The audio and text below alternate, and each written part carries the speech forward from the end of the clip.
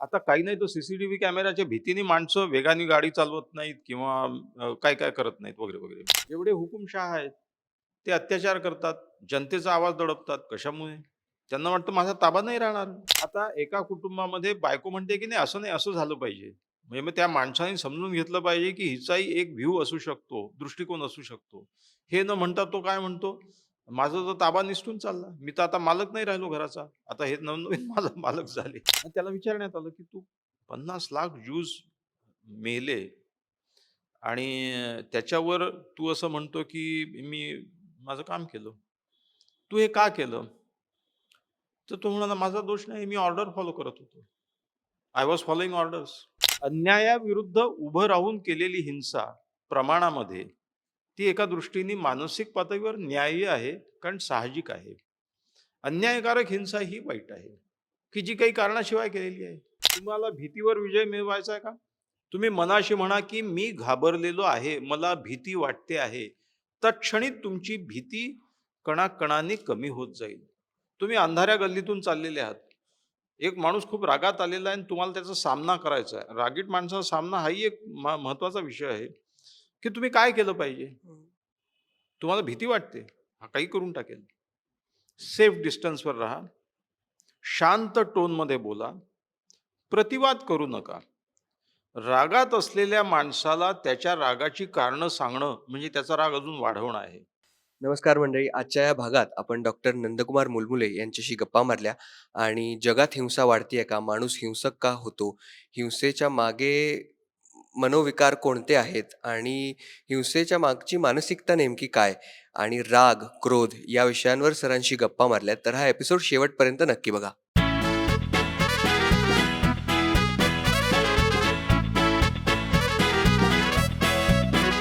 नमस्कार मंडळी. महा M T V गप्पा या आपल्या लाडक्या मराठी पॉडकास्ट शोमध्ये मी उमंग काळे तुम्हा सगळ्यांचं हार्दिक स्वागत करतो. तुम्हाला प्रश्न पडला असेल मी इतक्या गंभीर टोनमध्ये का बोलतोय? तर आजचा विषयच तसा थोडासा गंभीर आहे. आज आपल्यासोबत आहेत सुप्रसिद्ध मनोविकार तज्ञ डॉक्टर नंदू मुलमुले. सर, स्वागत आहे तुमचं. नमस्कार. डॉक्टर नंदू मुलमुले हे गेले 40 वर्षापासून मनोविकार तज्ञ म्हणून कार्यरत आहेत. त्यांची बरीच पुस्तकं आलेली आहेत. ते लेखक सुद्धा आहेत. स्तंभलेखांपासून ते पुस्तकांपर्यंत. त्यांनी गालिब आणि ग्रेस यांच्या कवितांवर भाष्य करणारी पुस्तकं लिहिलेली आहेत. इनफॅक्ट ग्रेस यांच्या पुस्तकात स्वतः ग्रेस म्हणजे माणिक सीताराम गोडघाटे या कवींनी त्यांना ब्लर्ब सुद्धा लिहून दिलेलं आहे.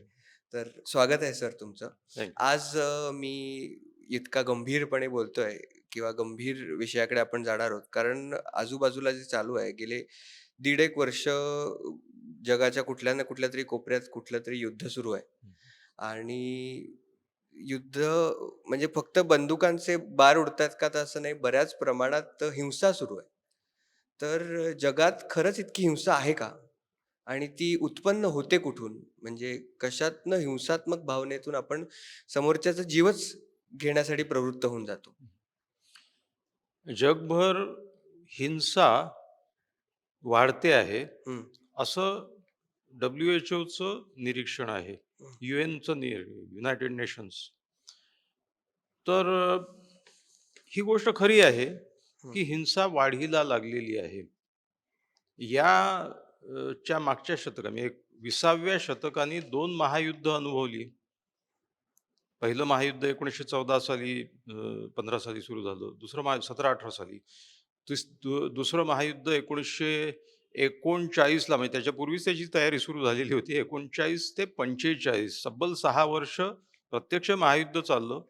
ज्यांनी सगळ्या जगाची भूमी अ, आक्रमणाने आणि हिंसेने व्यापून टाकलेली होती.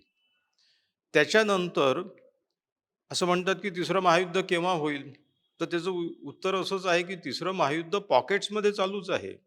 कुठल्या ना कुठल्या ते एकत्रितपणे जगाला एन्गल्फ करत नाहीये एवढाच प्रश्न आहे. हिंसा, खून, मारामाऱ्या, हिंसक प्रवृत्ती ही वाढीला लागलेली आहे. याच्याबद्दल कुठलाही संशय नाही. हं, असं म्हणतात, की अपघाताने किंवा आजाराने जेवढी माणसं मरत नाहीत, हं, त्याच्या अनेक पटीने हिंसेने माणसं जायबंदी होतात. आणि सगळ्यात महत्त्वाची गोष्ट अशी, की आकडेवारीच असं सांगते, की जगामध्ये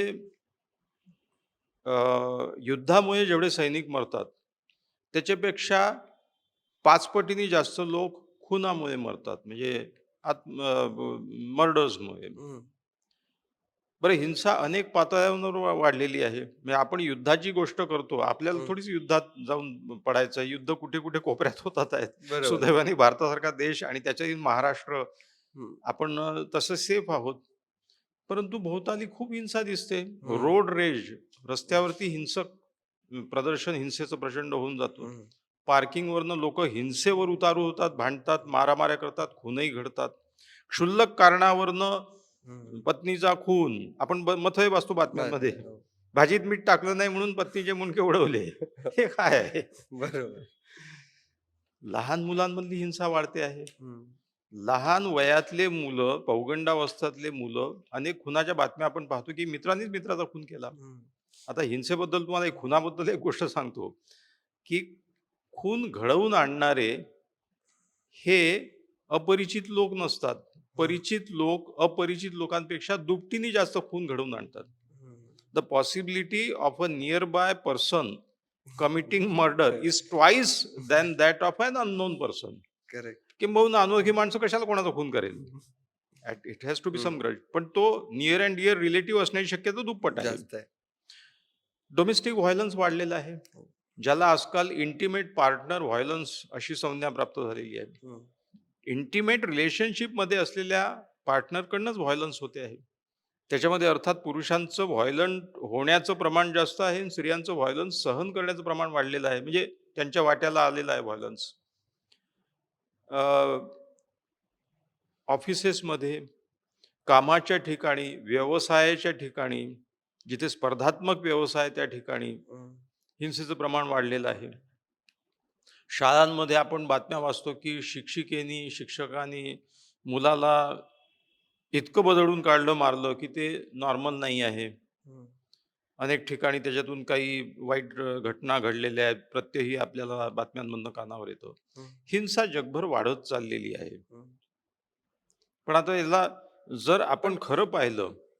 हिंसा जगभर वाढत चालली आहे असं आपण जेव्हा म्हणतो, ती त्याच्या परिघात म्हणजे काय पॅरामीटर त्याच्यावरती लावतो? म्हणजे आता 2024 वर्ष सुरू आहे. कधीपासून हिंसा वाढत चालली आहे? का माणूस पहिल्यापासून हिंसकच आहे? अगदी या दोन्ही प्रश्नाचं उत्तर दिल्या गेलंच पाहिजे. माणूस हिंसक कधी नव्हता. हं, हिंसा ही माणसाचं शस्त्र आहे, त्याचं स्वतःचं प्रोटेक्शन, सुरक्षेचं. हं, आपल्याला उत्क्रांती काय सांगते, की माणसाला सर्व्हाइव्ह होणं, जगणं, तगणं ही त्याची पहिली प्रेरणा आहे.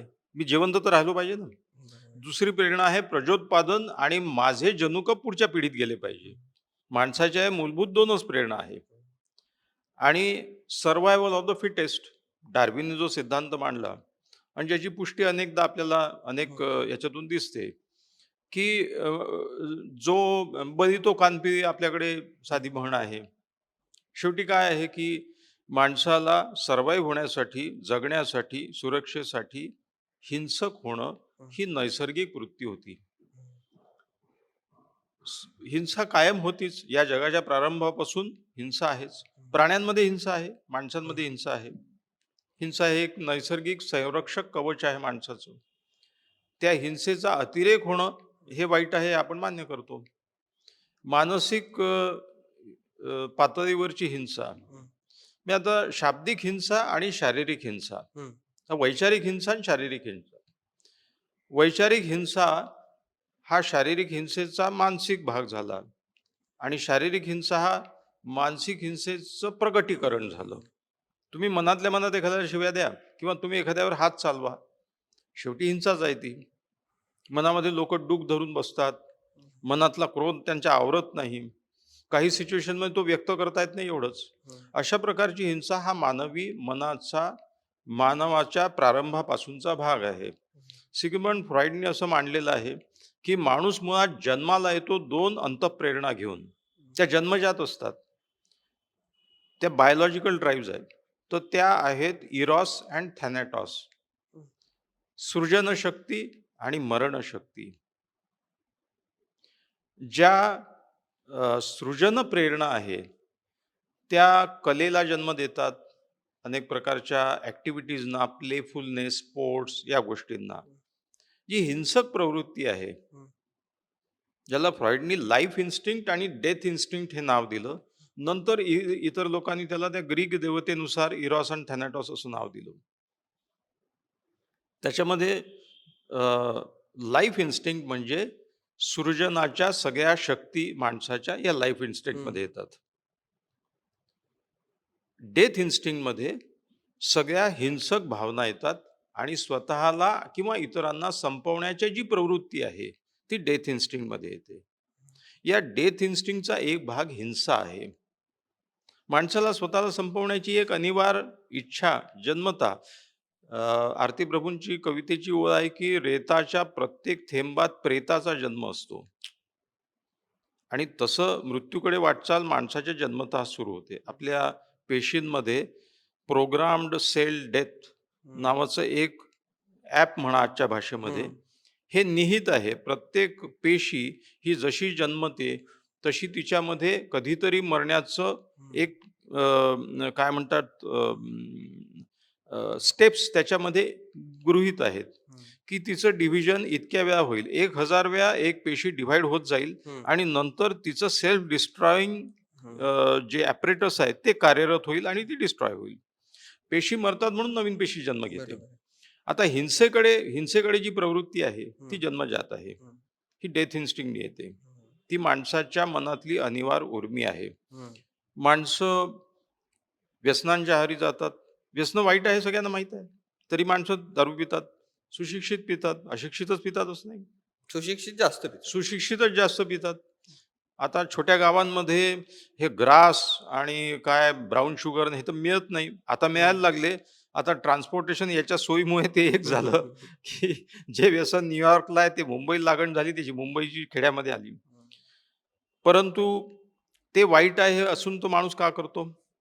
वेगाने वाहन चालवणं हे अपघाताला आणि मृत्यूला आमंत्रण देणं आहे असं माहीत असून लोक का चालवतात? लोकं वेळेवर औषधं घेत नाहीत, दुर्लक्ष करतात, प्रकृतीची हेळसांड करतात. लोकं अशा भयानक ॲडव्हेंचर्स करतात, की ज्याच्यामध्ये मृत्यू एक भाग असू शकतो, हिंसा. सर तुम्ही आता जे हं, एक्झाम्पल्स देताय त्याच्यामध्ये प्रायमरी इन्स्टिंक्ट थ्रिल हा असतो. हं. तर या थ्रिलचा आणि हिंसेचा काय संबंध राहतो? थ्रिलचा संबंध ॲडव्हेंचरशी आहे हं, आणि एक प्रकारे कसं आहे, की इथे आपण ही फारकत केली पाहिजे, की डेथ इन्स्टिंक्ट आणि व्हायलन्स हं, ह्याचा थोडासा वेगळा संबंध आहे. डेथ इन्स्टिंक्ट म्हणजे मृत्यूची अनिवार्य इच्छा, ही प्रत्येक माणसामध्ये निहित असते. डेथ इन्स्टिंक्ट म्हणजे जसं ॲडव्हेंचरस गेम्स हाती घेतात लोकं. हं, ते मृत्यूची भीती आहे म्हणूनच तो त्याच्यामध्ये थ्रिल आहे. हं, पण ते थ्रिल अनुभवतात.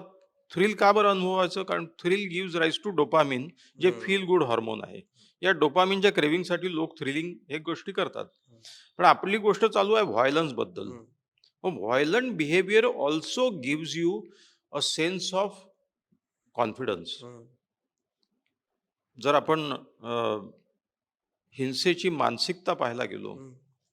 माझा तोच पुढचा प्रश्न हां, होता, हां. हां. की हिंसक माणसाची मानसिकता काय असते नेमकी? हं.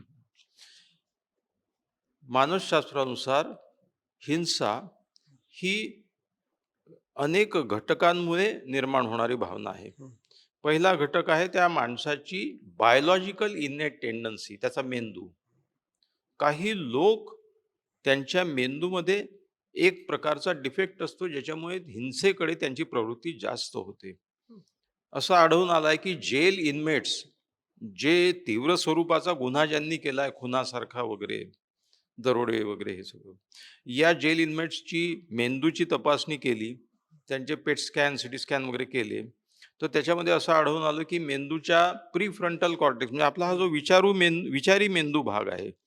प्रमस्तिष्क किंवा पूर्व प्रमस्तिष्क हा माणसाचा विचारी मेंदू आहे. हा विचारी मेंदू अ, माणसाला नीती-अनीती, चांगल्या-वाईट गोष्टी, काय योग्य आहे, काय अयोग्य आहे हे शिकवतो. तर हे अ, इथे त्यांना डिफेक्ट्स आढळून आले. दुसरी गोष्ट आहे की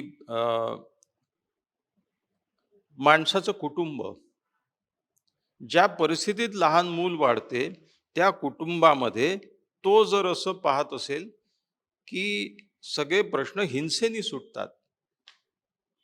हिंसा ही अल्टिमेट उत्तर आहे. बाप आईला मारताना पाहतो, भाऊ भावाला मारताना पाहतो, भाऊ बहिणीला मारताना पाहतो. त्याचं कुटुंब आणि भोवतालचा परिसर याच्यामध्ये हिंसेचं प्रदर्शन होत असेल, तर तो ते शिकत जातो. इन जनरल असं दिसलेलं आहे, की जे लोक देशाच्या सीमावर्ती भागात राहतात, ते हिंसक होण्याचं जास्त प्रमाण आहे. याचं कारण असं, की आक्रमणामुळे अनेक शतकांच्या आक्रमणामुळे त्यांना हिंसक होणं आणि हिंसेनी त्या प्रश्नाला उत्तर देणं, हे शिकून घेणं अपरिहार्य झालेलं आहे. हं. म्हणून सीमावर्ती भागातले लोक जास्त ते थोडेसे फिजिकली तापट स्ट्रॉंग असतात, असतात. हां. तापटही स्वभावाचे असतात. हं. कारण त्यांनी शतकं आक्रमणं भोगलेले आहेत आणि त्याचा प्रतिकार त्यांना करावा लागलेला आहे. ज्या समाजामध्ये प्रश्न हिंसेने सुटू शकतात हा संदेश जातो, हं. त्या समाजामध्ये हिंसा वाढीला लागते. वाढेल. तो व्यक्ती हिंसक होण्याची शक्यता वाढते. Biological causes, familial causes. तिसरं आहे परिस्थिती. गरिबीत आहे, वंचित आहे, झगडावं लागतं रोजच्या रोजीरोटीसाठी. हिंसक होण्याची शक्यता जास्त आहे. भोवतालचं वातावरण अन्यायकारक आहे. जी शासन व्यवस्था आहे ती समान न्यायी नाही आहे. अन्याय होताना दिसतो आहे. हा एक भाग आहे. बरं असे अन्याय होणारे आणि अन्याय सहन न करण्याची क्षमता, पात्रता आणि शारीरिक क्षमता असणारे लोक, हे कुठले आहेत? ते यंग ॲडल्ट पौगंडावस्थेतले तरुण वयातले लोक. एक हिंसेचं कारण आहे टेस्टोस्टेरॉन. हं. ते मेल्समध्ये आहे. म्हणून माणसं जास्त हिंसक असतात. स्त्रियांपेक्षा माणसं तिपटीने हिंसक असतात. नाही हो, पण आईच जास्त मारायची नाही, लहानपणी. आई आई मारत असेल, हिंसा नाही. हो. हिंसक नव्हती. हो. या पोट्ट्याचा खूनच करून टाकू म्हणून कोणी आई मारत नाही. त्याला वळण लागावं. हो. हां. मग बायका इन जनरल कमी हिंसक असतात. हं. जेल इनमेट्समध्ये जे स्त्रियांचे सेल्स आहेत, त्याच्यामध्ये हिंसक घटना जेलमध्ये खूप घडतात. हं. कारण ते सगळे एकमेकांच्या विरुद्ध असतात. एकमेकांना ते त्रासून गेले असतात त्या वातावरणामुळे. हिंसेचे उद्रेक मेल इनमेट्समध्ये जास्त होतात, फिमेल इनमेट्समध्ये कमी होतात. समाजामध्ये इन जनरल स्त्रियांनी व्हायलंट क्राईम्स केलेल्या बातम्या कमी असतात आणि इन जनरल पाहणी आहे आणि त्याचं कारण शास्त्रीय हे आहे टेस्टोस्टेरॉन. मेल्समध्ये टेस्टोस्टेरॉन हे असं एक हॉर्मोन आहे की जे तुम्हाला व्हरायलिटी म्हणजे तुमचं पौरुषत्व देते, त्याचबरोबर हिंसेला जन्म देते. म्हणून जेलमध्ये जे पौगंडावस्थेतले मुलं अल्पवयीन ज्याला आजकाल म्हणतो आपण, त्यांच्या हातून असे गंभीर गुन्हे घडलेले आहेत, त्यातला काही अंशी भाग तरी या टेस्टोस्टेरॉनचा आहे, की ज्याच्यामध्ये ते त्यांना समज नाही आहे ती. आणि शेवटी तारतम्य, रिझनिंग, विवेक हा वयाच्या 21 ते 24 वर्षापर्यंत येतो. तोवर माणसाचा विवेकी मेंदू डेव्हलप झालेला नसतो.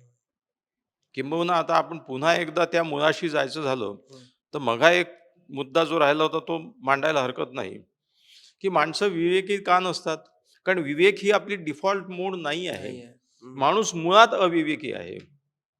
पण मग याच्यात सर फिअर ऑफ कॉन्सिक्वेन्स कुठे राहतो? फिअर ऑफ कॉन्सिक्वेन्स केव्हा येतो? जेव्हा तो नंतर आला खूप. माणसाच्या ऐतिहासिक वाटचालीमध्ये कायदा आला, हं. पोलीस प्रशासन आलं. हे केव्हा होतं? हे 17व्या-18व्या शतकानंतर आलेली आहे एक शासन व्यवस्था. त्याच्यापूर्वी राजेशाही होती. तिथेही दंड वगैरे होते. पण तिथे ती न्यायव्यवस्था आणि ती शासन व्यवस्था तितकी परिपूर्ण नसावी. की मग ते काय राजा ऐकायचा, याचं बोलणं ऐकायचं, त्याचं शासन देऊन टाकायचा. पण त्या पद्धतीची ती सुनिहित व्यवस्था नव्हती, की मला आता सीसीटीव्ही कॅमेरा नव्हते, तेव्हा गुन्हे जास्त घडायचे.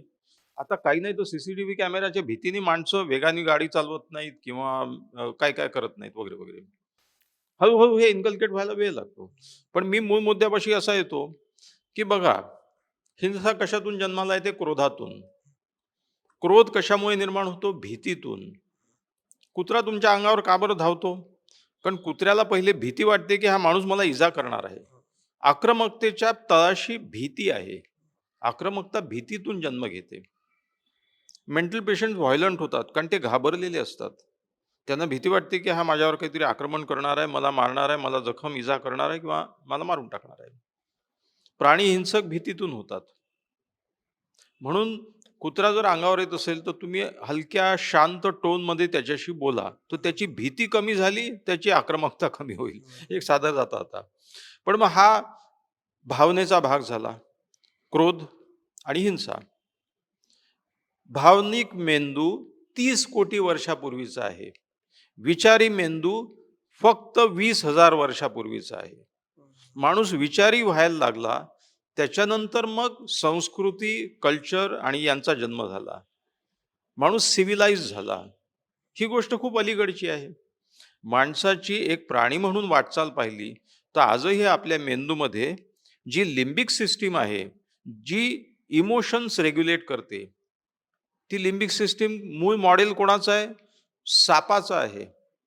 आपल्या मेंदूमध्ये लिंबिक सिस्टीम ही रेप्टिलियन लिंबिक सिस्टीम आहे, जी 30 कोटी वर्षापूर्वी झाली. आणि ती कुठल्या तत्वावर काम करते? आहार, निद्रा, भय, मैथून. प्रजोत्पादन जरुरी आहे, भय जरुरी आहे, सर्व्हायव्हलसाठी आहार जरुरी आहे, निद्रा जरुरी आहे. याच्यात सगळ्यात महत्वाचं काय असेल तर भय. मला जर भीती नाही वाटली तर मी माझं प्रोटेक्शन नाही करणार ना. त्याच्यामुळे माणसाची बेसिक टेंडन्सी भय आणि भयामुळे निर्माण झालेली आक्रमकता आणि हिंसा. हा मेंदूचा परिपाठ 30 कोटी वर्षापासून चालत आलेला आहे. त्याला तुम्ही 20,000 वर्षापूर्वी निर्माण झालेला विचारही मेंदू त्याच्यावर पांघरून टाकायचा प्रयत्न करतो. हा विषम लढा आहे. पण मग भावनिक मेंदू म्हणजे मन का? हं, मनाच्या अनेक फॅकल्टीज असतात. हं, मन जसं एक मनाचे अवयव असतात. हं. हो. जसं मनाला स्मरणशक्ती, बुद्धी, emotions, social judgement, personal judgement आणि हे विचार, हे मनाचे फॅकल्टीज आहेत. एक विचारी मेंदू आहे, एक बौद्धिक मेंदू आहे. म्हणून आपण इमोशनल इंटेलिजन्स, हं, सोशल हं, इंटेलिजन्स आणि आय-क्यू, हं, ज्याला बुद्धीचा इंटेलिजन्स हं. म्हणतो, असे विविध विभाग विभाग करतो. स्मरणशक्ती एक फॅकल्टी आहे, जजमेंट एक फॅकल्टी आहे. तसं इमोशन एक फॅकल्टी आहे. पण ही इमोशन आपल्या मनावर प्रभावी होते. असं म्हणतात, की एखादी घटना घडल्यावर इमोशन्स पूर्ण मनाकडे आणि शरीराकडे एकाच वेळी एका सेकंदाला 50 इम्पल्सेस म्हणजे संदेश पाठवते. त्या विरुद्ध आक्रमक व्हा असा संदेश. त्या विरुद्ध आक्रमक होऊ नका, थोडं थांबा, असं सांगणारा सबुरीचा विचार हा पूर्व प्रमस्तिष्काकडनं येतो, विचारी मेंदूकडनं. तो एक येतो. म्हणजे 50 विरुद्ध 1 असा लढा आहे. चांगले चांगले माणसं एकदम भावनाशील होतात आणि एकदम क्रोधाच्या आहारी जातात. आपल्या हातून एकदम असं काहीतरी घडतं, की आपणही म्हणतो, की इतका मी कसा एकदम व्हायलंटली वागलो. अनेक लोक शिक्षा झाल्यानंतर कोर्टात केस चालते, शिक्षा होते, त्यांनी गुन्हा घडलेला असतो. त्यांना विचारलं तर त्यांना पश्चाताप झालेला असतो. मी त्या क्षणी असं वागायला नको होतं. वयोमानानुसारही फरक पडतो. तर तो माणूस म्हणतो, की माझं वय त्यावेळी 25 वर्ष होतं. आज मी आजचा मी त्या जागी असतो, तर मी हे गुन्हा केला नसता. मी असं हिंसेचं प्रदर्शन केलं नसतं, मी समोरच्या माणसाला मारलं नसतं, ऐकून घेतलं असतं. त्यांनी काय मला फक्त शिव्याच दिल्या होत्या ना. विचारी मेंदू उशिरा काम करतो. विचारी मेंदूकडनं एक संदेश येतो, अविचारी मेंदूकडनं 50 संदेश जातात, म्हणून माणूस त्याच्या आहारी जातो. म्हणजे माणूस मूलतः भावनाशील प्राणी आहे हं, आणि माणूस मूलतः अविवेकी, अनरिझनेबल आहे. राइट. हे त्याचं म्ह बेस आहे. म्हणजे माझ्या मनाविरुद्ध झालं तर मला राग येणार आहे. हे तर ही बेसलाईन ठरलेली आहे. हो. पण मग असे इतर कोणते घटक आहेत जे माणसाला हिंसक बनवतात? त्या घटकांची आपण चर्चा करतो. त्याच्यामध्ये एक बायोलॉजी आहे, हं, त्याच्यामध्ये एक कुटुंब आहे, त्याच्यामध्ये भोवतालची परिस्थिती आहे, हं, त्याच्यामध्ये एक सामाजिक वातावरण आहे. हं, आता सेंट्रल आफ्रिकन देश आहेत, ज्याच्यामध्ये गरिबी आहे प्रचंड प्रमाणात. हं. भोवताली सतत हिंसाच दिसते. ते मुलं बॉम्बशी आणि याच्याशी खेळत असतात. ते हिंसक होणार आहेत. तिथे कारण स्कॅरसिटी ऑफ रिसोर्स. स्केअरसिटी ऑफ रिसोर्स आहे आणि कोणीही समंजसपणे एकमेकांशी आपला मुद्दा मांडून हं, कॉन्फ्लिक्ट रिझॉल्व्ह केला असं दिसत नाही. हिंसेनीच केलेलं दिसतं. तेच माणूस शिकतो. या व्यतिरिक्त एक महत्त्वाचा घटक आहे, जो माणसाला हिंसक बनवतो. तो घटक म्हणजे व्यसनं. हं, व्यसन माणसाची तारतम्य बुद्धी व्यसनामुळे लोप पावते.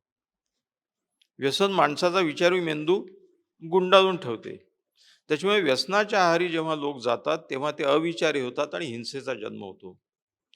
म्हणून अ, व्यसनाधीन लोक जास्त हिंसक होताना दिसतात. मग ते अपघात जे घडतात रस्त्यामध्ये, मद्य पिऊन हं, गाडी चालवतो आहे, हं. तो हिंसक होण्याची शक्यता जास्त असते, त्याच्यातून अपघातही होण्याची शक्यता जास्त असते.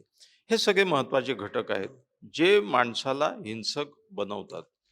सर, बाळाचे पाय पाळण्यात दिसतात हम्म, असं म्हणतो आपण. हम्म. तर लहानपणी असं काही हिंसक प्रवृत्ती ओळखण्यासाठी काही त्यात लक्षणं आहेत का? म्हणजे समजा एखादं मूल त्याला दिलेली खेळणी सतत तोडत असेल, हम्म. तर ते काही हिंसेचं लक्षण म्हणून त्याकडे पाहायचं का? खूप महत्वाचे शास्त्रीय प्रयोग करण्यात आले. मी 4 शास्त्रीय प्रयोगांचा उहापोह करतो. हं, माणसं हिंसक का होतात? याच्यावर मानसशास्त्रामध्ये फार सुंदर उत्तम प्रयोग करण्यात आले हं. आणि तो निष्कर्ष आपल्याला मानवी स्वभावाबद्दल स्टॅटिस्टिकली आणि वैज्ञानिकदृष्ट्या प्रूव्ह करता आला. हे जनरल गप्पा नाही आहेत ह्या. आत्ता जो प्रश्न तू विचारला त्याला त्या संदर्भात मला एक मानसशास्त्रीय प्रयोग आठवतो. अत्यंत महत्त्वाचा आणि अत्यंत मूलगामी आणि अतिशय प्रसिद्ध असा तो प्रयोग आहे. त्याला मार्शमेलो टेस्ट म्हणतात. आता हा मार्शमेलो टेस्ट जो आहे, त्याच्यामध्ये त्यांनी काय केलं, लहान वयातल्या मुलांना म्हणजे 5 ते 6 वर्षाच्या वयोगटाच्या मुलांना जमा केलं आणि या सगळ्या मुलांना अ, त्यांच्या समोर मार्शमेलो म्हणजे एक प्रकारची ती चिक्की सदृश्य ते एक गोड पदार्थ असतो, हं, मुलांना आवडतो खायला. हं, तर तो पदार्थ ठेवला. समजा ती एक वडी आहे ती ठेवली आणि मुलांना सांगितलं, की तुम्हाला आत्ता पाहिजे असेल, आत्ताच खावंसं वाटत असेल, तुम्हाला 1 वडी मिळेल. तुम्ही जर 5 मिनिटं थांबलात तर तुम्हाला 4 वड्या मिळतील.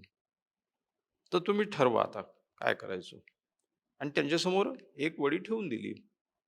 जर 5 मिनिट तुम्ही कळ काढाल, तर तुम्हाला एकाच्या जागी 4 मार्शमेलोज मिळतील. आणि त्यांनी मुलांना सोडून दिलं त्या ह्याच्यामध्ये. मुलांसमोर बशामध्ये ते पदार्थ ठेवलेला होता आणि एका गुप्त खिडकीतून तो ऑब्झर्व्ह करायला लागला मुलांना आणि नोट्स काढायला लागला, की किती मुलं थांबतात, किती नाही. तर त्याला असं आढळून आलं, की फार थोडे मुलं 5 मिनिटं कळ काढतात. बहुतांश मुलं काहीही विचार न करता झडप मारतात. आत्ता हाताशी येते आहे ना, खाऊन टाकूया. 5 मिनिटं कळ काढणारे मुलं, त्यांनी काय काय केलं असेल, त्यांनी ऑब्झर्व्ह केलं. काही मुलं दोन्ही हात बांधून बसले एका जागी. काही मुलं चक्क झोपले. काही मुलं इकडे-तिकडे बघून त्यांनी त्याच्याकडे दुर्लक्ष केलं, की मला दिसूच नाही म्हणजे मला मोह होणार नाही. हं. नंतर सगळ्यात महत्त्वाचा भाग म्हणजे या मुलांना त्यांनी जवळ-जवळ 15 ते 20 वर्ष फॉलो केलं. ज्या मुलांनी मार्शमेलोवर झडप मारली, त्या मुलांचं फ्रस्ट्रेशन टॉलरन्स कमी होतं. कारण ते स्वतःवर ताबा मिळवू शकत नव्हते. त्यांना तो मोह जो आहे, तो मोह कंट्रोलमध्ये ठेवणं नाही शक्य होतं. या मुलांमध्ये ते मोठे झाल्यानंतर असं दिसून आलं, की त्यांच्या अ, अ, तो भावनिक बुद्ध्यांक कमी आहे. त्यांना आपल्या करिअरमध्ये अनेक अडचणी येतात. ते भावनेच्या आहारी जातात. त्यांची पर्सनॅलिटी जी त्यांच्या इन्नेट टॅलेंटप्रमाणे व्हायला पाहिजे तेवढी होत नाही. ते डिसिजन्स पटकन घेऊन टाकतात. अविचारीपणे डिसिजन घेतात. असे काही-काही गोष्टी. अनेक जण त्यातले आजारी पडले, लठ्ठ झाले. काही जणांना कॉन्फ्लिक्ट्स आणि काय इमोशनल प्रॉब्लेम्स आले. जे मुलं थांबले 5 मिनिटं, ते मुलं पुढे जास्त बॅलन्स्ड ॲडल्ट झाले. ते निर्णय योग्य घ्यायचे, योग्य वेळी घ्यायचे, असं ओव्हरऑल हे अगदी हार्ड अँड फास्ट नाही, असं इन जनरल त्यातून निष्कर्ष निघाला. म्हणजे लहान मुलं चंचल असतात. बरं हे 5-6 वर्षाच्या मुलांमध्ये समजू शकतो आपण, की त्याला नाही समजत, की 5 मिनिटं थांबल्यावर मला 4 मिळतील तर मी थांबावं. ते माझ्यासाठी जास्त फायदेशीर आहे. मुलांना ते दूरचं दिसत नाही. पटकन जे आहे तोंडात टाकायची टेंडन्सी असते, त्याची नॅचरल टेंडन्सी आहे. माणसातल्या क्रोधाचं आणि हिंसेचं निरीक्षण करण्यासाठी नंतरच्या ज्या एक्सपेरिमेंट्स आहेत, त्या इतक्या महत्त्वाच्या आहेत. त्यातली एक एक्सपेरिमेंट आहे 1961 साली स्टॅनले मिलग्राम नावाचा एक सायंटिस्ट होता, येल युनिव्हर्सिटी अमेरिकेतली. त्यावेळी नुसतंच दुसरं महायुद्ध संपलं होतं आणि दुसऱ्या महायुद्धामध्ये दोस्त राष्ट्रांनी जेव्हा जर्मनीचा कब्जा मिळवला आणि नाझी जर्मन सैनिक त्यांना अटकेत घेतलं. त्याच्यामध्ये सगळ्यात महत्त्वाचा होता ॲडॉल्फ आईकमन. हिटलरनी तर आत्महत्या करून टाकली होती. हं. हिटलरच्या या 6 वर्षाच्या दुसऱ्या महायुद्धाच्या काळामध्ये नाझी जर्मन लोकांनी 50 लक्ष ज्यू ठार मारले, नागरिक. हं. मी बर्लिनला गेलो होतो. बर्लिनच्या जवळ एक छोटासा कॅम्प, कॉन्सन्ट्रेशन कॅम्प होता, जो त्यांनी जतन करून ठेवलेला होता. मी तिथे गेलो व्हिजिटला पाहिलं, तर ते म्हणाले, "हा खूप छोटेखानी कॉन्सन्ट्रेशन कॅम्प आहे." जर्मनी देश किती मोठा आहे? महाराष्ट्राच्या अर्धा आहे. जर्मनीची लोकसंख्याच 5-6 कोटी आहे. त्या जर्मनीमध्ये हिटलरनी 40,000च्या वर कॉन्सन्ट्रेशन कॅम्प्स तयार केले होते. ऑशविट्झ सारखा कॅम्प सर्वात ऑशविट्झ मोठा. सगळ्यात मोठा तो पोलंडमध्ये आहे. म्हणजे त्यावेळी पोलंडवर जर्मनीच आक्रमण केलं होतं. हं. प्रॉपर जर्मनीत 40,000च्या वर कॅम्प्स होते. त्यातला सगळ्यात मोठा ऑशविट्झ, कारण ऑशविट्झला गॅस चेंबर्स होते आणि दररोज तिथे 5,000-50,000 ज्यूज ठार मार. ऑशविट्झला प्रवेश केलेल्या लोकांपैकी 75% लोक पहिल्या 24 तासात मरायचे. ज्या बॅचेस यायच्या त्यांच्या धरपकड हं. करून आणलेले. म्हणजे यांचं पहिले अ, धोरण असं होतं की ज्यूजना या देशातून हाकलून द्या. पण नंतर त्यांना कळलं की आपण हाकलणार तर कुठे हाकलणार यांना? ते पुन्हा येतील चालत. मग त्यांचं ते धोरण बदललं आणि मारण्याकडे कल गेला. तर त्याच्यामध्ये गंमत अशी आहे की हिटलरचा कुठलाही लेखी आदेश नाही. हिटलर तोंडी आदेश द्यायचा. कॉन्सन्ट्रेशन कॅम्प स्थापन करणे आणि ज्यूजचं एक्सटर्मिनेशन म्हणजे त्यांना संपवणे, नाहीसं करणे, नष्ट करणे, त्यांचा खून करून टाकणे. हे हेड्रिच नावाचा एक माणूस त्याने अपॉइंट केला. तो हेड्रिच हा सुपरिन्टेंडेंट होता, मुख्य होता त्याचा, त्या मिनिस्ट्रीचा. आणि त्याच्या हाताखालचा सगळ्यात महत्त्वाचा माणूस होता ॲडॉल्फ आईकमन. तर हा आईकमन जो आहे तो दोस्त राष्ट्रांच्या हातात सापडला. 1945 साली त्याला अटक झाली. पण तो साधारण 51 साली कैदेतून निसटला, पळाला आणि तो जाऊन पोहोचला त्या याला अर्जेंटिनाला. तो अर्जेंटिनामध्ये नाव बदलून राहायला लागला. इस्रायलच्या मोसाद जी गुप्तहेर संघटना आहे, त्यांनी व्यवस्थित त्याचा छडा लावला आणि अर्जेंटिनामधनं त्याला पकडून जिवंत आणलं. तिथल्या अर्जेंटिनियन सरकारला कळू न देता हं. गेले, पकडलं, आणलं आणि जेरुसलेममध्ये त्याच्यावरती खटला चालला. एक न्यूरेम्बर्ग खटले चालले जर्मनीमध्ये आणि यांनी उरलेले जे लोक होते, जे निसटले होते, त्या सगळ्यांना पकडून आणलं. जेरुसलेमच्या कोर्टामध्ये त्यांच्यावर रीतसर खटला चालवला आणि 51 सालीच त्याला फाशी झाली. तर त्या खटल्या दरम्यान मग आता पहा, हिंसक माणसाचं जेव्हा व्यवस्था हिंसक होते, माणसाच्या यंत्रणा झाल्या की माणुसकी राहत नाही. ती यंत्रवत होऊन जातात माणसं. मग व्यवस्था एक वेगळ्या प्रकारचं अकरा-विकरा रूप आकारते. तर तो असं म्हणाला आणि त्याला विचारण्यात आलं, की "तू 50 लाख ज्यूज मेले आणि त्याच्यावर तू असं म्हणतो, की मी माझं काम केलं. तू हे का केलं?" तर तो म्हणाला, "माझा दोष नाही. मी ऑर्डर फॉलो करत होतो. I was following orders." आता ह्या गोष्टीमुळे स्टॅनले मिलग्राम जो येल युनिव्हर्सिटीमध्ये प्रोफेसर ऑफ सायकॉलॉजी होता, त्याच्या मनामध्ये एक एक्सपेरिमेंट झाली, की माणसं त्यांना इन्स्ट्रक्ट केल्यावर हिंसक होतात हे खरं आहे का? मग त्यांनी एक एक्सपेरिमेंट केली, ज्याच्यामध्ये त्यांनी व्हॉलंटियर्स बोलावले. एक चेंबर, त्याच्यामध्ये एक पार्टिशन. एका चेंबरमध्ये एक एक्सपेरिमेंटर आणि एक टीचर आणि दुसऱ्या चेंबरमध्ये एक लर्नर. म्हणजे प्रयोगकर्ता, शिक्षक आणि दुसऱ्या चेंबरमध्ये बसलेला विद्यार्थी. आता प्रयोगकर्ता हा मिलग्रामचाच माणूस होता. लर्नर म्हणजे विद्यार्थी हाही मिलग्रामचाच माणूस होता. प्रयोग कोणावर करायचा होता? शिक्षक, टीचर. आता हे व्हॉलंटियर बोलावले की तुम्हाला एका प्रयोगात भाग घ्यायचा आहे आणि हा प्रयोग स्मरणशक्तीच्या बाबत आहे, की शिक्षा केल्याने स्मरणशक्ती कमी जास्त होते का? त्यांना कळू नाही दिलं की मूळ हेतू वेगळा आहे, हिंसक प्रवृत्तीवर आहे. आता तो प्रयोगकर्ता जो आहे, एक्सपेरिमेंटर, तो याला सांगायचा की हा जो विद्यार्थी आहे याला खुर्चीला बांधून टाकायचे स्ट्रॅप्सनी आणि याला शॉक देण्यात येतील आणि तू हे शॉक देशील. हे शॉक 15 व्होल्ट पासून 450 व्होल्ट पर्यंत वाढत जातात. तर प्रयोगकर्ता जो आहे तो इन्स्ट्रक्शन द्यायचा त्या जो एक्सपेरिमेंट ज्याच्यावर होतो आहे म्हणजे तो टीचर. आता टीचर वाढवत जायचा व्होल्ट आणि हा जो विद्यार्थी आहे हा नाटक करायचा खोटं खोटं की अ, मला शॉक मला लागतोय. शॉक लागला, मला त्रास होतो आहे वगैरे. हा आवाज त्याच्या कानावर जाईल याची व्यवस्था केलेली होती. आता इन्स्ट्रक्शन दिल्याने माणसं हिंसेच्या आहारी किती वेळ जातात हे पाहणं हा प्रयोग होता. तर त्या प्रयोगामध्ये असं आढळून आलं.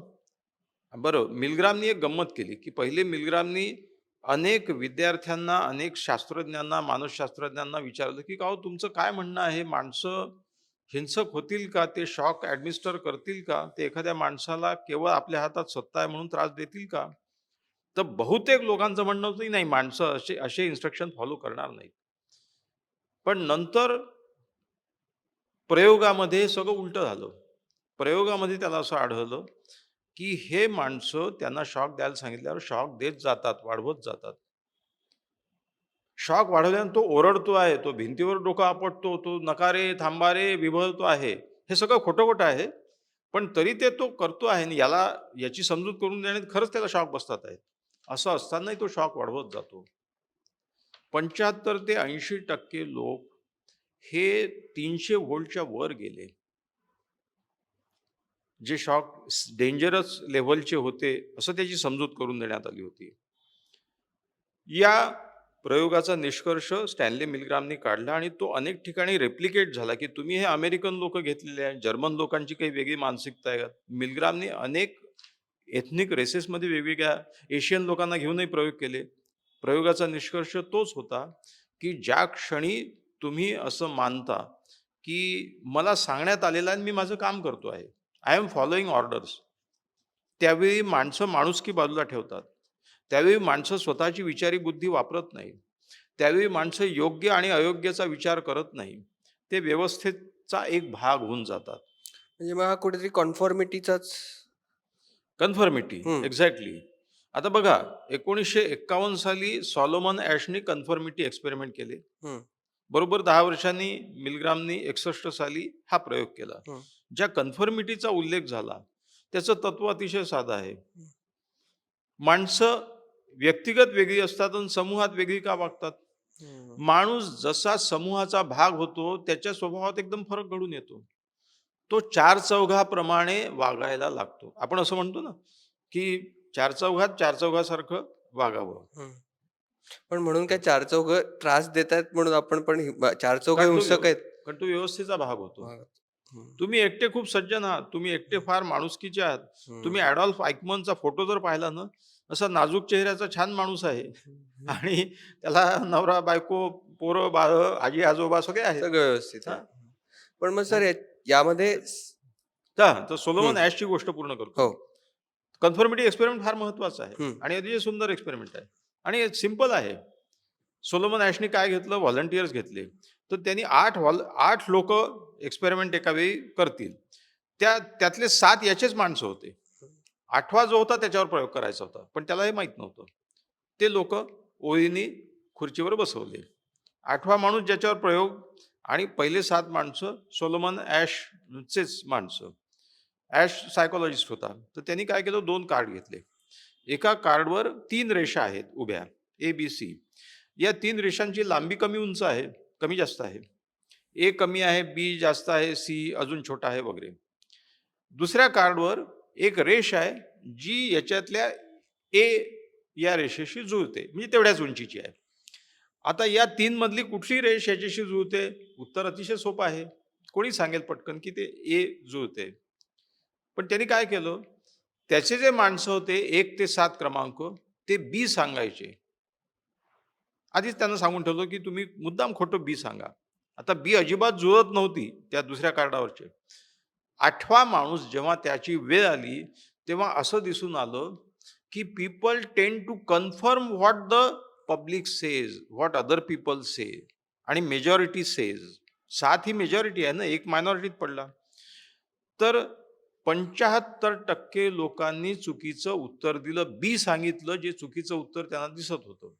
मग एक्सपेरिमेंट आटोपल्याच्या नंतर सॉलोमन ॲशनी त्यांना विचारलं, की तुम्हाला तर सरळ दिसतंय ना, की ही रेषा त्याच्याशी जुळत नाहीये. तुम्ही चुकीचं उत्तर का दिलं?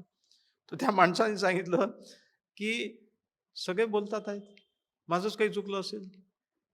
काही जण असं म्हणाले, की मला दिसत होतं, की ती जुळत नाहीये रेषा आणि हे चुकीचं उत्तर देत आहे.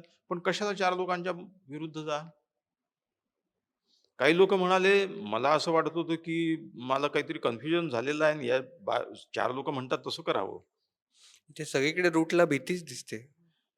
हे एक्झॅक्टली हं, कन्फर्मिटी. हं, आपला समाज जो आहे, त्याच्यामध्ये कन्फर्म करणारे लोकच मॅक्सिमम असतात. हं. म्हणून समाजात वर्षानुवर्ष अन्याय्य परंपरा चालू राहतात, कर्मकांड चालू राहतात, व्यवस्था चालू राहतात, गोष्टी चालू राहतात. याचं कारण असं, की माणसं आवाज उठवत नाहीत. हं. जर्मन माणसं तुमच्या माझ्यासारखीच माणसं आहेत, कुटुंबवत्सल माणसं आहेत, चांगली माणसं आहेत, सर्वसामान्य माणसं. मग एवढा सगळा अत्याचार होत असताना आपापल्या गावाच्या भोवताली 40,000च्या वर कॉन्सन्ट्रेशन कॅम्प्स आणि निष्पाप ज्यूंना तिथे पकडून नेतात आहेत. केवळ ते ज्यू म्हणून. बरं ज्यू त्यांच्यासारखे दिसणारे आहेत. ते जन्माने ज्यू आहे म्हणजे ज्यू धर्म फॉलो करणारे आहेत. बाकी दिसण्यातही काही फरक नाही आहे. असं नाही की बाबा गोरा माणूस काळ्या माणसाला धरून नेऊन चालला किंवा त्याच्यावर अत्याचार करतोय कारण वर्णविद्वेष आहे. तसंही नाही आहे तिथे. मग का बरं? त्याचं कारण असं की माणसं एकदा समाजाचा भाग झाली की ते कन्फर्म करतात. बाबा हं. कशाला ते करतात आहे म्हणजे ज्यू खरंच वाईट असले पाहिजेत. पहिले पद्धतशीर ही गोष्ट पसरवण्यात आली की ज्यू लोक हे व्यापारी आहेत. ते शोषून राहिले आपला जर्मनी आणि ते अजिबात देशभक्त नाही. त्यांच्यामुळे आपलं नुकसान होते आहे. ते संपलेच पाहिजेत वगैरे. आणि ते आर्यन रेस वगैरे त्या सगळ्या हं, खोट्या हं, गोष्टी हिटलरनी तयार केल्या. ते एक मिथ तयार केलं. हं, सामान्य जर्मन माणूस चूप का बसला? याचं उत्तर हं. हेच आहे, की रस्त्यावर दंगल होते आहे आणि चुकीच्या कारणासाठी तुम्ही घरातून बाहेर येऊन बोलता का? नाही बोलत. तुम्ही म्हणता 4 माणसं म्हणतात तसं करावं. म्हणजे शेवटी तेच आहेत. मिलीग्राम एक्सपेरिमेंटमध्ये आपण कन्फर्मिटीबद्दल बोललो, की लोकं भीतीने किंवा 4 लोकं वागतात तसंच आपण वागलं पाहिजे या हं, न्यायाने करतात. पण त्यामध्ये सॅडिस्टिक प्लेजर हं, ज्याला आपण म्हणतो त्याचा किती रोल राहतो? म्हणजे मला स समोरच्या व्यक्तीला त्रास देण्यात आनंद मिळतोय. हं. हे कितपत येतं त्याच्यामध्ये? हाही एक भाग आहे. इंडिव्हिज्युअल लेव्हलला माणसं हिंसक का बरं होतात? ह्याच्यामागे 2 कारणं आहेत. एक कारण असं आहे, की हिंसा त्यांच्या मेंदूत आहे. हिंसा त्यांना शिकवलेली आहे. हिंसेनेच प्रश्न सुटतात. हा एक भाग झाला. सगळ्यात महत्त्वाची गोष्ट जो आता हा मुद्दा निघाला, की सॅडिस्टिक आणि मॅसोचिस्टिक. मॅसोकिझम म्हणजे हिंसा सहन करण्याची वृत्ती आणि सॅडिझम म्हणजे हिंसा देऊन आनंद मिळवण्याची वृत्ती. तर सॅडिस्टिक माणसाला प्लेजर मिळतं हिंसा देऊन. हाही एक भाग आहे. दुसरा एक भाग असा आहे, की क्रोधाने, हिंसेने माणसाला कॉन्फिडन्स मिळतो. पहा सगळ्यांना एक झापड मारली आणि सगळ्यांना चूप बसवलं. हां, माझ्यासारखा माझं नाही, माझ्या विरुद्ध नाही जायचं. मी म्हणेल ते ऐकायचं. म्हणजे मग कंट्रोल सिद्ध करण्यासाठी हिंसा. Controlling tendency. हं. माणसाला या जगामध्ये काही लोक आपलं ऐकणारे नसू शकतात, हीच गोष्ट सहन होत नाही. अनेक माणसं भोवताली आपला ताबा राहावा, तो ताबा निसटतोय असं दिसलं की ते अस्वस्थ, बेचैन होतात, हिंसकही होतात. माझ्या ताब्यात राहावं भोवतालचं जग. माझी बायको माझ्या ताब्यात राहावी. माझ्या मुलांनी मी सांगतो तेच करावं आणि तेच ऐकावं. माझ्या भोवतालच्या लोक माझ्या एम्प्लॉईजनी टेररवाला बॉस असतो. माझ्या एम्प्लॉईजनी हूं का चू करता कामा मी सांगतो तेच केलं पाहिजे. म्हणजे मग सर याच्यात अहंकार पण आला कुठेतरी? अहंकार म्हणजे तो कॉन्फिडन्सचा भाग अहंकार आहे. हं, अहंकार अहंकार फुलवल्याने काय होतं? तो एक आत्मविश्वास हा त्याला दुराभिमान म्हणा तुम्ही, आत्मविश्वास नका म्हणू. हं. दुराभिमान आहे तो. तो मिळवण्यासाठी, परिस्थितीवर ताबा ठेवण्यासाठी. आता एका कुटुंबामध्ये बायको म्हणते, की नाही असं नाही, असं झालं पाहिजे. म्हणजे मग त्या माणसाने समजून घेतलं पाहिजे, की हिचाही एक व्ह्यू असू शकतो, दृष्टिकोन असू शकतो. हे न म्हणता तो काय म्हणतो, माझा तर ताबा निसटून चालला. मी तर आता मालक नाही राहिलो घराचा. आता हे नवनवीन मला मालक झाले. आता तर प्रत्येक जण वेगळं मत मांडेल. मग जेवढे हुकुमशहा आहेत, ते अत्याचार करतात, जनतेचा आवाज दडपतात. कशामुळे? त्यांना वाटतं माझा ताबा नाही राहणार. मला 10, 15, 20, 25, 50 निरपराध लोकांना मारलंच पाहिजे दहशत राहण्यासाठी. कारण दहशतीमुळे माझा ताबा राहील आणि माझी सत्ता राहील. आणि हा सत्तेचा जो भाग आहे, माणसाच्या हातात एकदा सत्ता आली, की तो कंट्रोल येतो आणि control gives you a very crooked type of pleasure. हं. त्याच्यामुळे हिंसा जन्माला येते. याचा जो चौथा महत्त्वाचा एक्सपेरिमेंट आहे, तो आहे स्टॅनफोर्ड प्रिझन एक्सपेरिमेंट. बघा 51 साली हा कन्फर्मिटी एक्सपेरिमेंट झाला. 61 साली स्टॅनले मिलग्रामचा शॉक ट्रीटमेंटवाला एक्सपेरिमेंट झाला.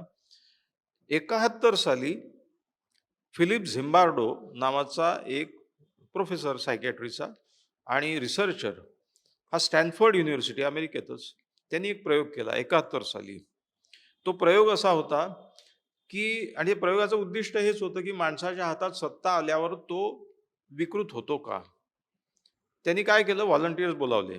$15 पर डे तुम्हाला मिळतील. पैसे वगैरे दिले त्यांना आणि एरवी मानसिकदृष्ट्या निरोगी असलेले म्हणजे ज्यांना काही फार प्रॉब्लेम वगैरे नाही आहे, अशा प्रकारचे यंग ॲडल्ट निवडले.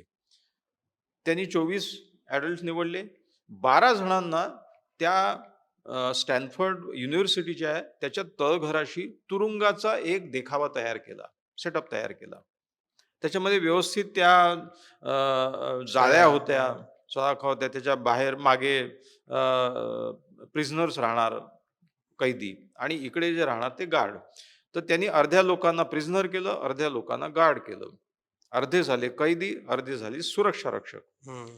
त्यांनी प्रत्येकाला युनिफॉर्म दिले आणि ती पद्धतशीरपणे त्यांच्या मनावर बिंबवण्यासाठी याचं गांभीर्य, इतकी एक्सपेरिमेंट छान केली, की खरोखरच्या पोलिसांनी एक मदत म्हणून या प्रयोगाला घरी जाऊन त्यांना अटक केली.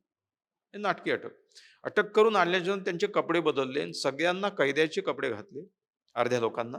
अर्ध्या लोकांना व्यवस्थित गार्डचे कपडे घातले आणि त्यांना काळेकुट्ट चष्मे दिले. म्हणजे आय टू आय कॉन्टॅक्ट होऊन त्यांच्या मनामध्ये मानवीयता वगैरे या गोष्टी नलिफाय झाल्या पाहिजे. ते सुरक्षा रक्षक म्हणून कसे वागतात, कैदी म्हणून कसे वागतात. असं आढळून आलं, की जे सुरक्षा रक्षक म्हणून ज्यांच्या हातामध्ये एक रिकामी गन, पण एक अधिकाराची खूण हं. आणि तो पूर्ण वेश, ते बूट, तो सगळा जामानिमा, हं.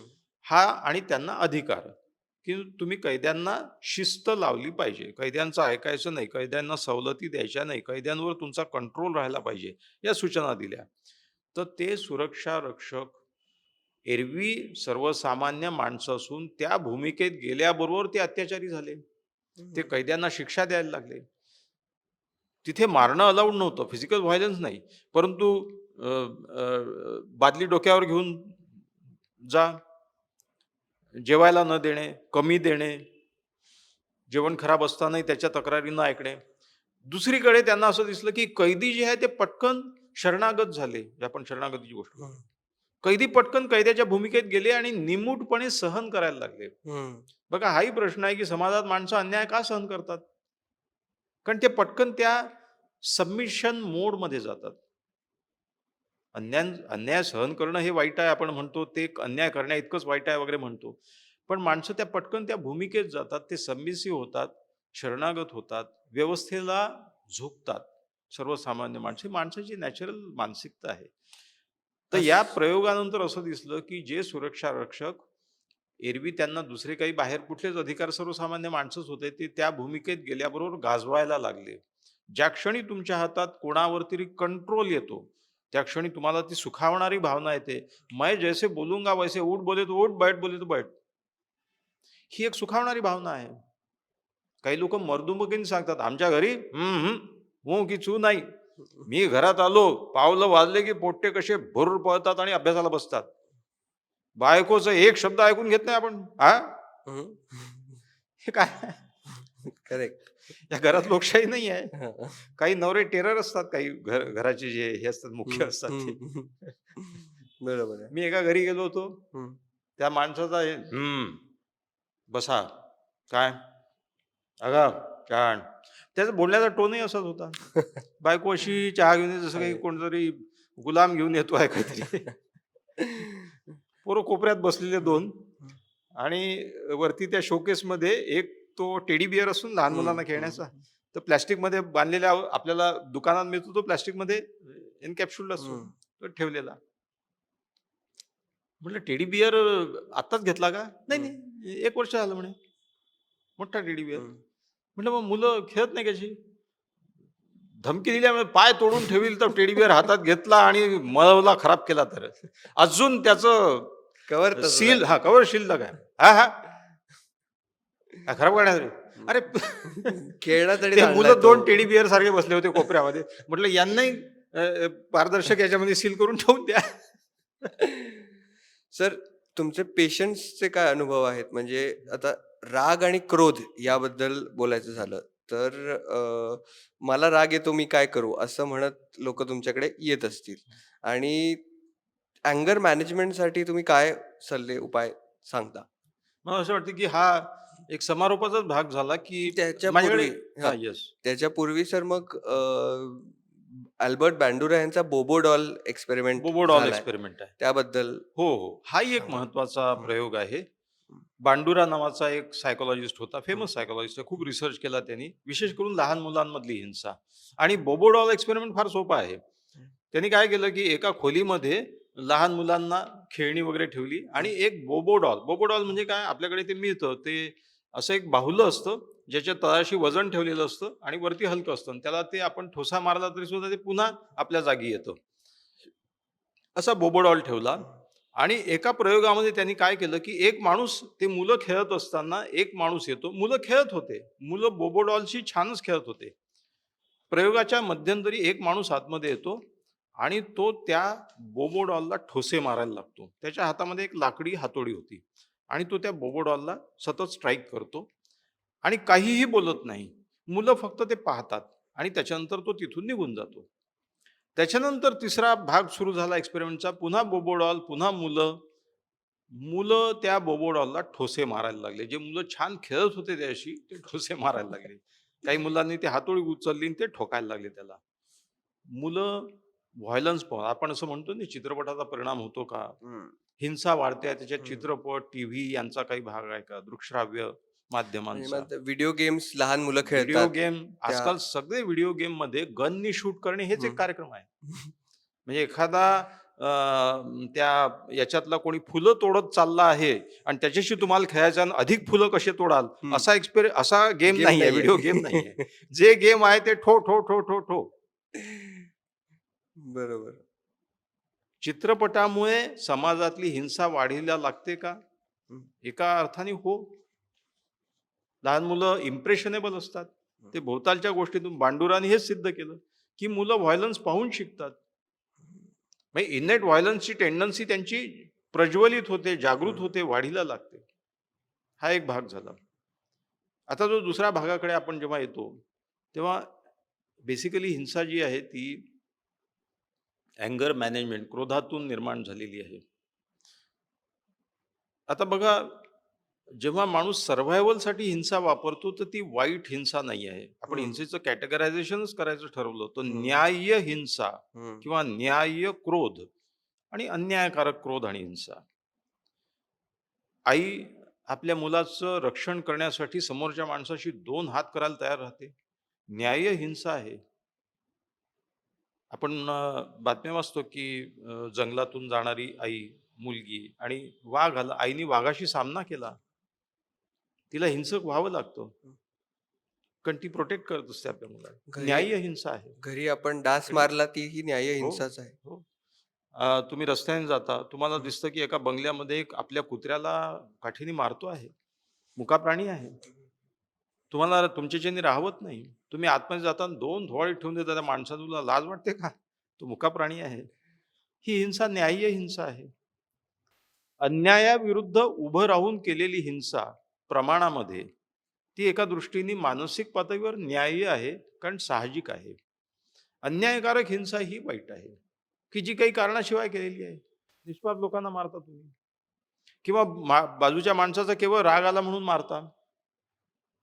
तेव्हा हिंसा क्रोधातून निर्माण होते. मग हिंसा कमी कशी होईल? अँगर मॅनेजमेंट. एक माझा अनुभव सांगतो मी हं. पेशंटचा,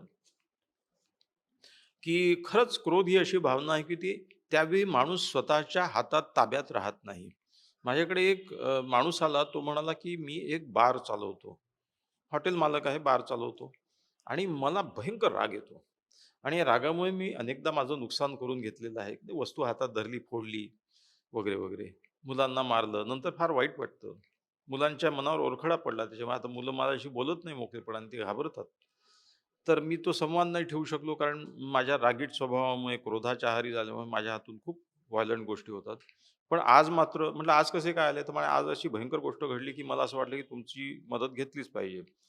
सकाळची वेळ होती. माझ्या हॉटेलमध्ये गिराईकं यायला सुरुवात झाली होती आणि एक वेटर जरा नाठा वृत्तीचा होता म्हणा किंवा तो चांगला माझं त्याच्याविषयी मत चांगलं नव्हतं आणि तो नेहमी चुका करायचा. काहीतरी ग्लास फोड, हे फोड, ते फोड आणि पळून जायचा आणि तर तो नेहमीप्रमाणे आला आणि त्याने काहीतरी गडबड केली ऑर्डर घेण्यामध्ये किंवा जे काही जे असेल ते. आणि मला इतका राग आला त्याचा, की मी तो पेपरवेट उचलला टेबलावरचा आणि जो फेकून मारला, तर तो बदमाश खाली झोपला आणि पळून गेला हसत आणि तो पेपरवेट लागला टीव्हीवर आणि भाडकन टीव्ही फुटून गेला. तर मी आज 30,000-40,000चं माझं नुकसान केलं आणि ज्याला डोक्याला लागायला, मारायला नेम धरला तो तर पळूनच गेला. तर त्या क्षणी मी ठरवलं, की हे काही खरं नाही. माझ्या हातून नुकसान होतंय. माझ्या हातून एखाद्याचं खून व्हायचं आणि होतात लोकांच्या हातात हिंसेत म्हणजे क्रोध अनावर होतो. हं. गळा दाबत राहतात ते. तर क्रोध आणि राग हा एक भाग झाला. पण मिस्चिफ म्हणून म्हणजे काही लोकांना सवय असते येता-जाता एक कोणाला तरी टपली मारून जा हं, किंवा खोड्या काढण्यातून हिंसा हं. पण केली जाते. नाही, तो प्लेफुलनेस आहे. ओके. पण तो प्लेफुलनेस जरा अतिरंजित झालेला आहे.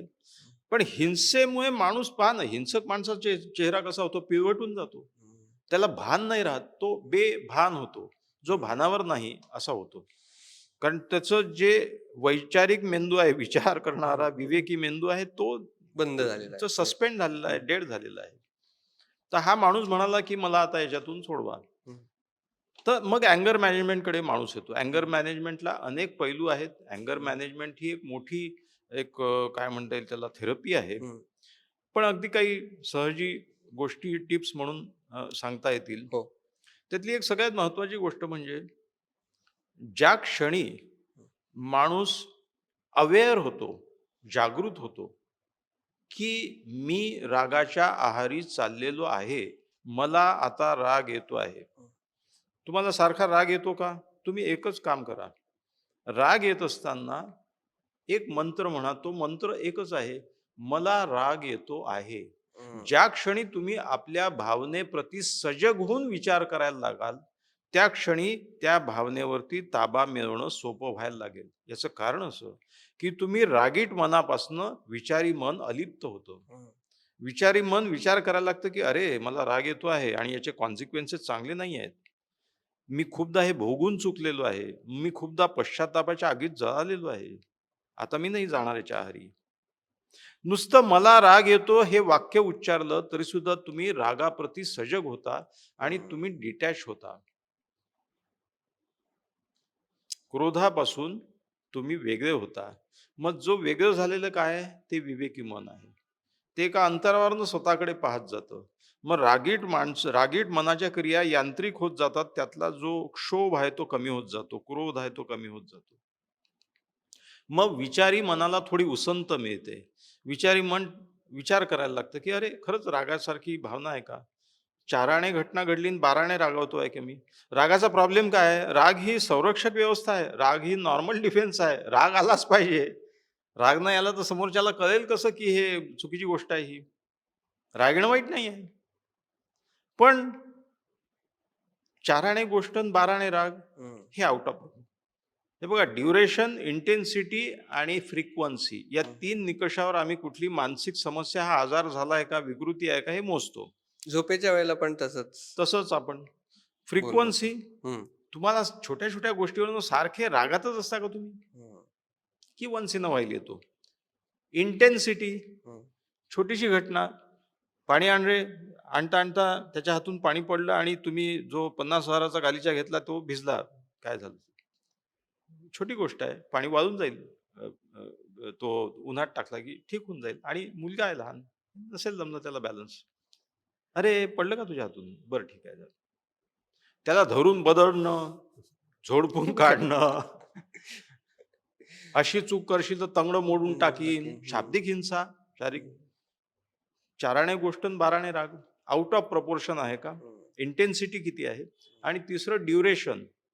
तुम्ही तुम्हाला सगळे लोक संतापी विश्वामित्र म्हणूनच ओळखतात का? तुमची ओळखच हा माणूस आहे, तापट आहे, रागीट माणूस आहे, अशी झालेली आहे का? ड्युरेशन खूप झालेलं आहे. हे योग्य नाही आहे. हा एक भाग झाला. त्याच्यामुळे क्रोध ही नॉर्मल भावना आहे. क्रोध यावा, पण तो प्रपोर्शनेटली राहावा, इन्फ्रिक्वेंट राहावा आणि त्यांची इंटेन्सिटी, ड्युरेशन हे आटोक्यात राहावं. राग ही नॉर्मल भावना आहे. मी एक गंमत मागे सांगितली होती का मला माहित नाही, पण ती गंमत सांगतो इथे. हं, आणि ती मला फार माझा तो एक काय म्हणतात आठवणीचा एक हे आहे ठेवा, की मी मी ओपीडी चालवायचो तेव्हा खूप पेशंट पाहायचो. हं. इतके पेशंट पाहायचो, की पेशंटला तो डिफॉल्टर आहे, तो वेळेवर येत नाही, तो गळ्या बंद करतो वगैरे हा किस्सा सांगितलाच मी सांगितलेलं कदाचित. आहे. हो, तुम्ही रागवायला एक माणूस ठेवला होता. रागवायला एक माणूस ठेवला. ते म्हणाले हं, मला रागवायला वेळ नसायचा. हं, तर मी एक कंपाउंडर होता विजय नावाचा, त्याला म्हटलं, की "हे पहा तू याला रागवत जा. हं. मी ज्याला म्हणेल त्याला रागवत जा, कारण त्याच्यात मला वेळ नाही घालवता येत. मला हं. पुढचा पेशंट पाहावा लागतो." तर लोक म्हणाले, की "तुम्ही क्रोधावर कसा विजय मिळवला?" म्हटलं, "विजय नावाचा माणूस ठेवला." ठेवला. त्याच्यानंतर तो म्हणे, "झाला का राग कमी तुमचा?" म्हटलं, "नाही." म्हणे, "का बरं?" तो म्हणे, "तो नीट रागवत नव्हता. माझं त्याच्याकडे लक्ष जायचं. तो नीट रागवत नाही म्हणून मला राग यायला लागला." तेव्हा राग ही संरक्षक व्यवस्था आहे. हं, वडील रागावले पाहिजे ना मुलाला, हं, कारण त्याचं चुकीचं आहे त्याला कळलं पाहिजे. आई रागावली पाहिजे. जेव्हा तो आउट ऑफ प्रपोर्शन होतो, तो नुकसानकारक होतो, तो तुमच्या इंटरपर्सनल रिलेशनशिपला बाधक होतो, नातेसंबंधात अडसर निर्माण हं. करतो आणि काही वेळात तो नुकसानकारक आर्थिकदृष्ट्या होतो. या माणसाने टीव्ही ओढून टाकला रागाच्या भरात. म्हणजे राग ही भावना आहे, हिंसा ही त्यातनं घडलेली क्रिया आहे. ही क्रिया आहे. क्रोध ही भावना आहे, हं, हिंसा ही क्रिया आहे. हं, बरं, हिंसा ही वैचारिक हिंसा असू शकते, शारीरिक हिंसा असू शकते. वैचारिक हिंसा ही वाईटच आहे. तर अँगर मॅनेजमेंटमध्ये सजग व्हा. हं, तुम्ही जागृत झाले, सजग झाले, हे सगळ्या भावनांच्या बाबतीत आहे. तुम्हाला भीतीवर विजय मिळवायचा आहे का? तुम्ही मनाशी म्हणा, की मी घाबरलेलो आहे, मला भीती वाटते आहे. तत्क्षणी तुमची भीती कणाकणाने कमी होत जाईल. तुम्ही अंधाऱ्या गल्लीतून चाललेले आहात. एक माणूस खूप रागात आलेला आहे आणि तुम्हाला त्याचा सामना करायचा आहे. रागीट माणसाचा सामना हाही एक महत्त्वाचा विषय आहे, की तुम्ही काय केलं पाहिजे? हं, तुम्हाला भीती वाटते, हा काही करून टाकेल. सेफ डिस्टन्सवर राहा. शांत टोनमध्ये बोला. प्रतिवाद करू नका. रागात असलेल्या माणसाला त्याच्या रागाची कारणं सांगणं म्हणजे त्याचा राग अजून वाढवणं आहे. ती वेळ नाही आहे त्याला पांडित्य शिकवण्याची. ते लोक अजून, कारण त्यांना कळतं की आपलं चुकलेलं आहे आणि हा चूक नजरेला आणून देतोय आणि ते अजून रागावतात. रागवणाऱ्या माणसाला रागाचं कारण सांगितलं तो अजून रागावतो. सांगू नये त्यावेळी. त्यावेळी शांत टोनमध्ये बोलावं. आपली बाजू मांडावी, परंतु त्याची बाजू कशी चूक आहे हे दाखवण्याचं धाडस करू नये. ते नंतर करावं, तो शांत झाल्याच्या नंतर. मी घाबरलेलो आहे, भीती कमी व्हायला लागेल. मी रागावलेलो आहे, रागापासून अलिप्त व्हाल, राग कमी व्हायला लागेल. दीर्घ श्वास. राग आला का? ठीक आहे, काही कर, बाजूला तोंड करा आणि लांब श्वास घ्या खोल आणि हळूहळू सोडा. धरून ठेवा, सोडा. Deep inspiration, expiration. तिसरी गोष्ट अशी की बरेचदा असं म्हणतात की राग हे एक प्रकारचं व्यसन आहे का? रागीट माणूस, हिंसक हिंसक माणूस हा त्या एक प्रकारची ते व्यसनाची अवस्था आहे का? अशा विचारातून काही शास्त्रज्ञांनी याच्यावरती एक असं औषधाचाही प्रयोग करून पाहिला जे व्यसनांमध्ये देण्यात येतो. नॅल्ट्रेक्झोन नावाचं एक ड्रग आहे. हे नॅल्ट्रेक्झोन ड्रग जे आहे ते माणसाला व्यसनामुळे निर्माण झालेली सुखद भावना येऊ देत नाही, ती ब्लॉक करून टाकते. आता माणूस दारू का पितो? छान झिंगल्याची भावना येते, हं. डोपामिन. ते ब्लॉक करून टाकतो, त्याला ती भावना येत नाही. त्याला पिण्यात काही अर्थ नाही, कारण पिण्याने मला काही उपयोगच होत नाही आहे. त्याचं व्यसन कमी होते. तसं नॅल्ट्रेक्झोननी जर रागामुळे निर्माण झालेली जी एक सुखद भावना आहे, की मेरा कंट्रोल है सब पे, ही भावनाच नाही आली, तर तो रागाच्या आहारी कदाचित जाणार नाही. हे प्रयोगाच्या अवस्थेमध्ये आहे, की ड्रग ट्रीटमेंट अगेन्स्ट अँगर. एक मानसिक विकृती आहे, त्याला आपण इंटरमिटंट एक्सप्लोसिव्ह डिसऑर्डर म्हणतो. अँगर हा फार महत्त्वाचा विषय आहे. अँगर फार प्रॉब्लेमॅटिक आहे लोकांसाठी. पण मानसशास्त्रामध्ये, मनोविकारांमध्ये अशी काही कॅटेगरी नाही, की अँगर डिसऑर्डर अशी नाही आहे. ती नॉर्मल भावना आहे, तिचा अतिरेक होतो आहे एवढंच. मात्र इंटरमिटंट एक्सप्लोसिव्ह डिसऑर्डर नावाची एक संज्ञा आहे, ज्याच्यामध्ये आम्ही डायग्नोज करू शकतो माणसांना. कारण माणसं म्हणतात, की अचानक व्हायलंट होतो, अचानक फोडतोड करायला लागतो. Intermittent एक्सप्लोसिव्ह disorder. काही पूर्वसूचना न देता तो ट्रिगर ऑन होतो मेंदूमध्ये आणि मेंदू त्या न्यूरो सर्किट्समधनं जातो, जे त्याला रागाला एकदम प्रवृत्त करतो आणि त्या रागाचा उद्रेक हिंसेत होतो. तर त्याच्यासाठी हा एक भाग आहे ट्रीटमेंटचा, उपचाराचा.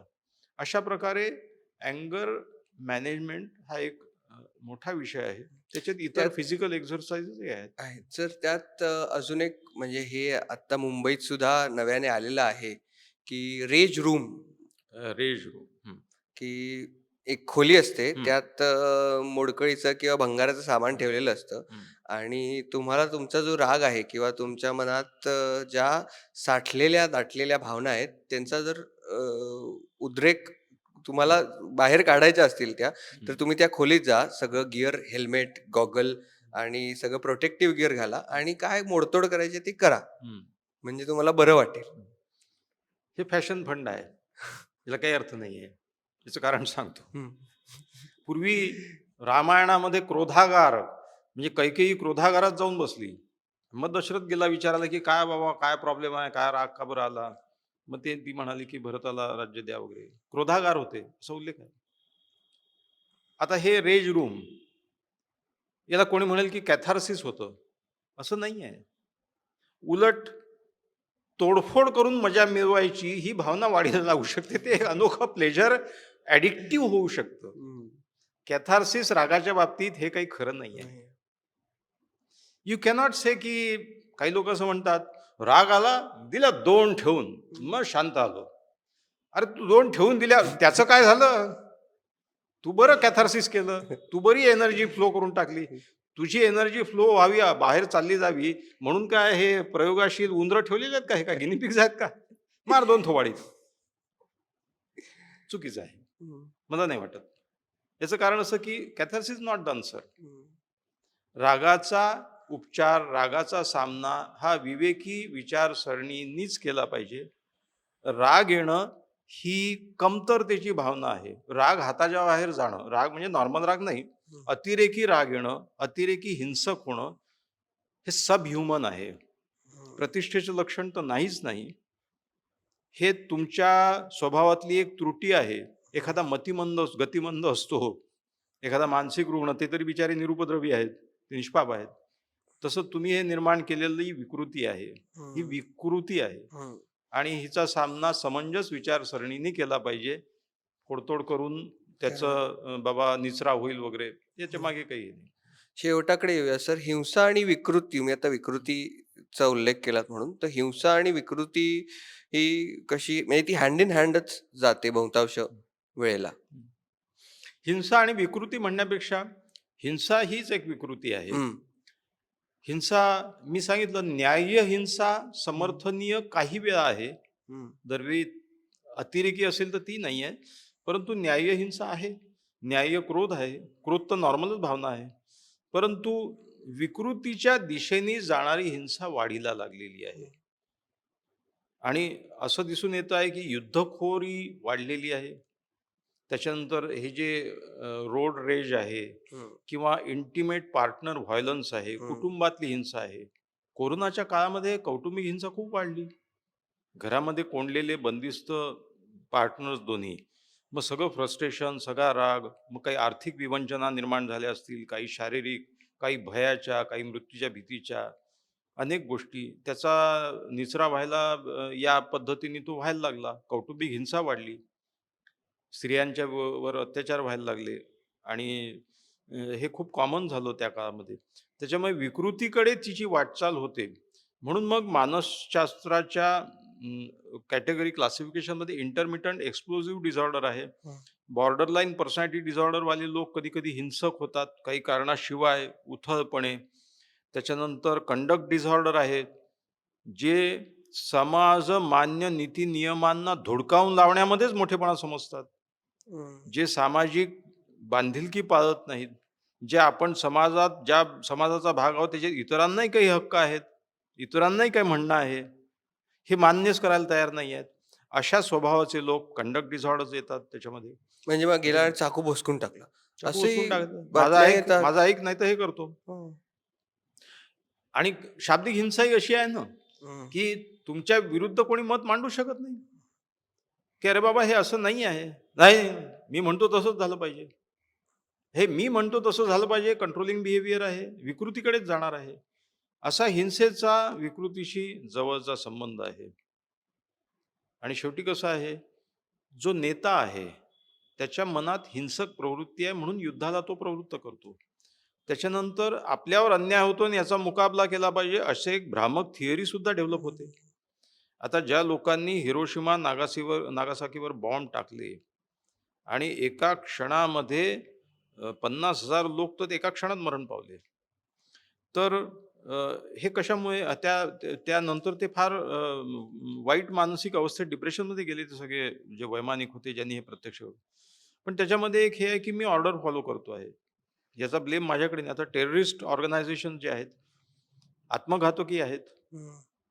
एका कारणासाठी आम्ही करतो. त्यांच्यामध्ये एक ब्रेन वॉश करण्यात येतं, एक भ्रामक समजूत घालण्यात येते, की तुम्ही हे तुमच्या अस्तित्वासाठी, तुमच्या काय न्याय प्रणालीसाठी किंवा याच्यासाठी करत आहात. म्हणजे तुम्ही राहिला नाहीत तरी हे टिकलं पाहिजे हे यासाठी. टिकलं पाहिजे. हं. म्हणून ज्याला सुसाईड बॉम्ब पथक म्हणतात हं. आपण, हं. सुसाईडली. हं.